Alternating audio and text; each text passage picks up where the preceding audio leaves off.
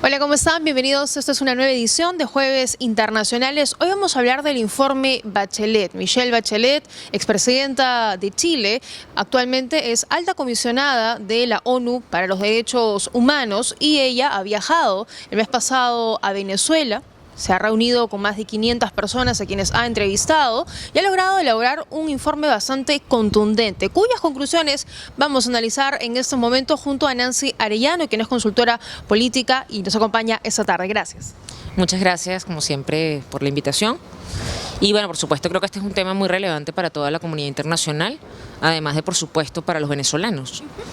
En los últimos años se han presentado una serie de denuncias, informes contundentes también y rechazando lo que se vive en Venezuela, hablando sobre la crisis alimenticia, la represión, las medicinas, en fin, una serie de temas. ¿Por qué es relevante en particular este informe elaborado por Michelle Bachelet? Mira, yo creo que el hecho de que la Organización de las Naciones Unidas representase a nivel internacional el primer gran hito de ordenamiento del derecho internacional, justamente pone sobre el tapete la relevancia del organismo. Es decir, lo que se buscó después de la Segunda Guerra Mundial en el 45 fue crear justamente una entidad que fuese o permitiese al concierto internacional colocar unos puntos mínimos de acuerdo, y es lo que es la Declaración Universal de los Derechos Humanos, y por eso es que la defensa de los derechos humanos en materia de derecho internacional y de derecho internacional humanitario son puntos muy importantes, porque se entiende que hay que proteger a los ciudadanos de los excesos del poder. Y es lo que se busca, y por eso es que los únicos violadores de derechos humanos son los estados. Por esa razón que un organismo como la ONU, a través de la Comisión, específicamente en materia de derechos humanos, reconozca la crisis venezolana con ese informe lapidario de la alta comisionada, es muy importante. Y es muy importante porque, irónicamente, las conclusiones a las que llega el informe son la materialización de una sumatoria de cosas que se han venido denunciando durante muchos años, lo cual confirma que las denuncias que se hicieron durante casi 20 años, en efecto eran ciertas y eran la advertencia de una situación que podía desencadenar en la catástrofe que hoy día es la situación venezolana. Efectivamente, y qué importante también que ella se haya podido reunir con más de 500 personas, entrevistarlas, entre ellas víctimas de los abusos, testigos, porque esto le da voz justamente a las víctimas y a la sociedad civil. Claro, pero también ahí es importante, así como eso es cierto, que esto no quede en una cosa meramente enunciativa. Parte de la frustración frente a estas instancias es que terminen por ser instancias nominales y que no accionen los mecanismos que también contemplan este concurso de organizaciones, ¿no?, alrededor de la ONU. Entre esos está, por ejemplo, qué va a pasar con el Consejo de Seguridad, entendiendo que uno de los brazos de las Naciones Unidas está admitiendo la gravedad de la situación y la responsabilidad de quien tenía la conducción del Estado. Asimismo, dentro del informe vamos a encontrar la violación de derechos civiles y políticos, la violación de derechos fundamentales, y vamos a encontrar cómo el sistema en Venezuela no está protegiendo al ciudadano de a pie.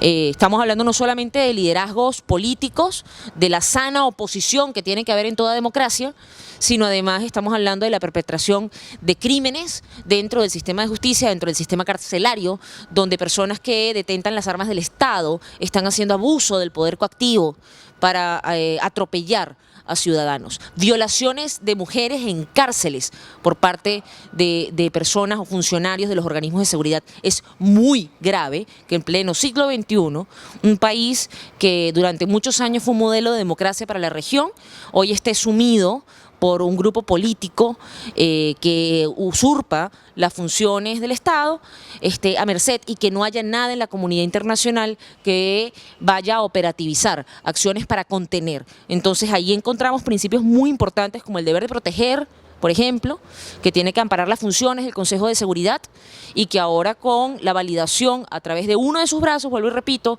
que es la Comisión de los Derechos Humanos, a través de su alta comisionada, tenga que tomar en cuenta este informe a la hora de una votación, porque si no significaría una grave contradicción dentro del propio organismo. Ahora, hay algunas de las conclusiones a las que tú ya has venido comentando que me gustaría analizar un poco más a profundidad. Entre ellas, voy a citar textualmente, que existen motivos razonables para creer que muchas de las muertes constituyen ejecuciones extrajudiciales perpetradas por fuerzas de seguridad, en particular la FAES, que es un organismo creado por el propio Nicolás Maduro. Y esta cifra es tal vez una de las más estremecedoras de las que concluye Michelle Bachelet. 5.287 personas asesinadas por FAES solo el 2018.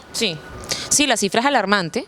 De hecho, mira, para que te hagas una idea, toda la etapa del terrorismo en el Perú sumó 70.000 muertes según la Comisión de la Verdad. En Venezuela, en los últimos 20 años, ha habido 300.000 muertes violentas.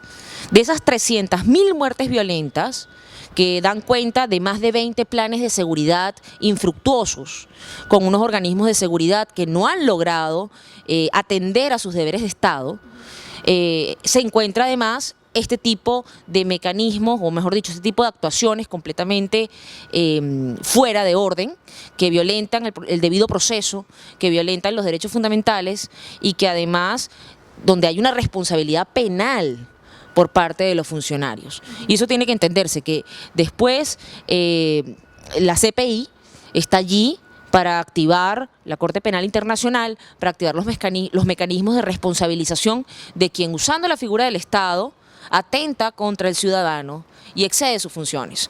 Entonces, el hecho de que haya una confirmación de esta cifra, que es profundamente alarmante, y que es profundamente alarmante porque en la historia del Estado venezolano estábamos profundamente alarmados con lo que pasó lamentablemente en los hechos del año 89, el Caracazo, donde se hablaba de casi 400 fallecidos, producto de las turbas que hubo en ese momento. Aquí estamos hablando de la violencia sistemática, no por un hecho accidental o por un hecho, digamos, sorpresivo como fueron las protestas en aquel momento del Caracazo, sino estamos hablando de la violencia como mecanismo continuado para llegar a esta cifra escandalosa de más de 5.000 personas ejecutadas por parte de organismos de seguridad. Efectivamente, este informe también recoge elementos importantes, recoge que hay corrupción, que hay falta de mantenimientos, que no hay servicios básicos, los que escuchamos en la gente a diario salir en las calles y denunciarlo, que hay cerca de 4 millones de personas desnutridas en Venezuela, que hay restricciones a los medios de comunicación, que la gente carece, no puede informarse, que la única manera de poder informarse es a través de Internet, como ya sabemos, porque claro, efectivamente redes sociales, los medios han sido cerrados, los periodistas detenidos. Sin embargo, Nancy, hay quienes denuncian que este informe tiene un gran vacío y es que no establece una responsabilidad, que el nombre de Nicolás Maduro solo aparece una vez. ¿Crees que ahí falló el informe, que debió ser más contundente en acusar y responsabilizarlo a él como finalmente el responsable de lo que este informe recoge? Mira, yo lo que creo, por supuesto que muchos podemos caer en querer ver nombres y apellidos, ¿no? Ahora, los nombres y apellidos son muy claros. Yo creo que ahí no hay mayor duda. Y no hay mayor duda porque lo que se está juzgando es la ejecutoria del Estado venezolano. Y el Estado venezolano, porque insisto que en derecho internacional solo los Estados pueden violar derechos humanos, cuando tú estableces que dentro de un Estado hay violación de derechos humanos, la responsabilidad es del Estado, punto. Y quien estaba a la cabeza, en la conducción del Estado durante los últimos años ha sido Nicolás Maduro. Entonces la responsabilidad allí es absolutamente clara. No hay forma ni manera en la que otro actor pueda ser el responsable de lo que es responsabilidad, porque es competencia de quien lleva el Ejecutivo Nacional. Entonces, creo que las conclusiones están igual allí a la vista, el sistema es muy claro en quién tiene la competencia y por tanto la responsabilidad, el deber de responder ante el abuso de autoridad, y por supuesto cada uno de los crímenes allí señalados. Ahora bien, la comisión no abre investigación penal, sino que la abre es la CPI. Entonces la instancia donde tiene ahora que proceder todas las acusaciones que ya se han hecho, todos los casos que ya se han abierto y que incluso el Perú ha abierto casos en la CPI, tienen ahora que proceder con aún mayor contundencia y tiene que terminarse de entender que cada día que pasa no es que cuesta tiempo por simple dilación, es que cuesta vidas. Es que hay un punto donde ya entregados las denuncias, la responsabilidad ética de la CPI es que cada día que demoren de forma absurda, y digo absurda porque si bien hay procesos de investigación que tienen que echarse adelante y que por supuesto que entendemos todos los mecanismos que hay que respetar, también hay que entender que hay que acelerar procesos porque cada día que pasa se cuentan en vidas. Ya, pero es que eso es bien interesante, lo que tú mencionas, la dilación aparentemente que existe en la Corte Penal Internacional. Este informe, Bachelet, ratifica lo que ya enviaron esos 3 expertos de la OEA, ratifica justamente la denuncia enviada por 6 países, entre ellos el Perú. ¿Qué pasa entonces? Porque la Corte Penal Internacional tiene que hallar responsabilidades penales en esto que hoy está ocurriendo en Venezuela. Mira, yo lo que creo es que hay que entender que así como la política internacional adquirió una nueva significación después de la Primera y Segunda Guerra Mundial, después de que se articuló todo el sistema justamente de las Naciones Unidas y que se asumió el compromiso de hablar de derechos fundamentales, de hablar de constitucionalismo democrático, así como a finales de siglo se asumió los objetivos del milenio, así como ahora se asumieron los objetivos de desarrollo sostenible 2030, así como ha ido evolucionando la política internacional en materia de derechos humanos y en materia de progreso social. Hay que entender que también tiene que avanzar la protección de los ciudadanos de los excesos en el poder. O sea, hemos buscado metas más altas a nivel de la política como resultado, a nivel de políticas públicas, pero pareciera que no terminamos de avanzar en garantizar los derechos fundamentales más básicos, como el derecho a la vida, el derecho a la salud, el derecho a la participación política. Entonces yo creo que es un momento de sincerar a la comunidad internacional y la responsabilidad que se tiene como comunidad internacional, porque vuelvo y repito que la crisis migratoria que está ocurriendo en toda la región y que Perú también la está sintiendo, la crisis migratoria en Chile, en Colombia, en Ecuador con menor peso evidentemente porque las cifras son otras, ya hoy hay una responsabilidad de la propia comunidad internacional, donde si no se actúa para corregir la causa principal de la migración forzada que están viviendo los venezolanos, evidentemente esta crisis va a agravarse porque la gente está buscando sobrevivir. Y allí, además es injusto, es absurdo, porque estamos hablando de un país que tiene recursos suficientes para poder echar adelante políticas de corrección. Estamos hablando del país con las mayores reservas de petróleo a nivel mundial.